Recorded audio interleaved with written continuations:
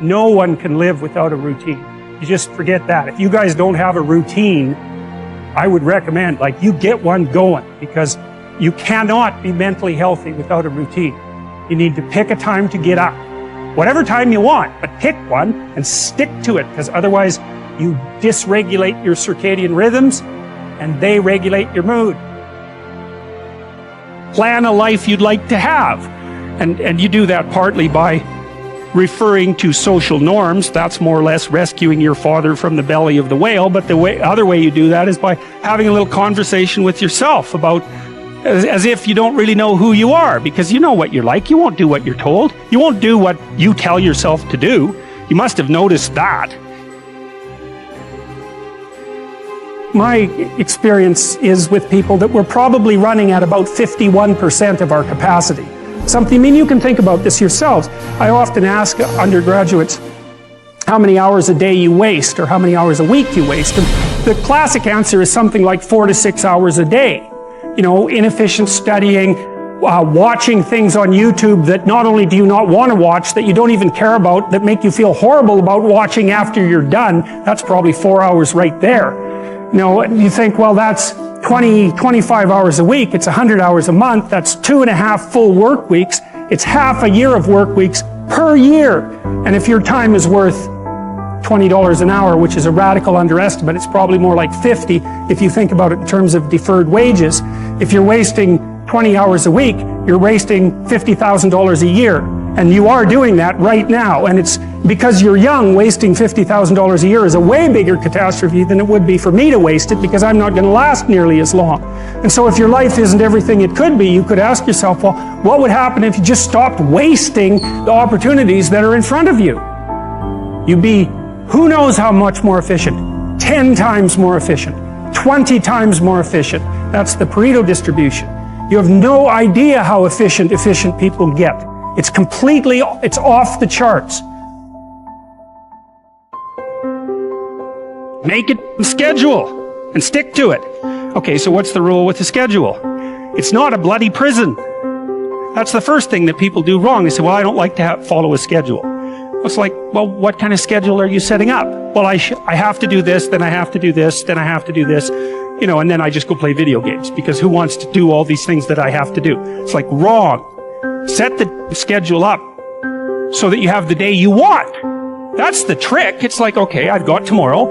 If I was going to set it up so it was the best possible day I could have, practically speaking, what would it look like? Well, then you schedule that. And obviously there's a bit of responsibility that's going to go along with that, because if you have any sense, one of the things that you're going to insist upon is that at the end of the day, you're not in worse shape than you were than at the beginning of the day, right? Because that's a stupid day.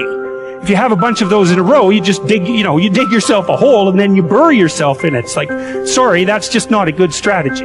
It's a bad strategy. So maybe 20% of your day has to be responsibility and obligation, or maybe it's more than that, depending on how far behind you are. But even that, you can ask yourself, okay, well, I've got these responsibilities. I have to schedule the things in. What's the right ratio of responsibility to reward? And you can ask yourself that, just like you'd negotiate with someone who is working for you. It's like, okay, you got to work tomorrow. Okay, so I want you to work tomorrow. And you might say, okay, well, what are you going to do for me that makes it likely that I'll work for you? Well, you could ask yourself that, you know. So maybe you do an hour of responsibility and then you play a video game for 15 minutes. I don't know, whatever turns your crank, man. But, you know, you have to negotiate with yourself and not tyrannize yourself. Like you're negotiating with someone that you care for, that you would like to be productive and have a good life. And that's how you make the schedule. It's like, and then you look at the day and you think, well, if I had that day, that'd be good. Great. You know, and you're useless and horrible, so you'll probably only hit it with about 70% accuracy, but that beats the hell out of 0, right? And if you hit it even with 50% accuracy, another rule is, well, aim for 51% the next week, or 50.5% for God's sake, or because you're going to hit that position where things start to loop back positively and spiral you upward. Here's what I would like if I could have it. And I don't mean in a way that you manipulate the world to force it to deliver you goods for status or something like that. That isn't what I mean. I mean something like, Imagine that you were taking care of yourself like you were someone you actually cared for.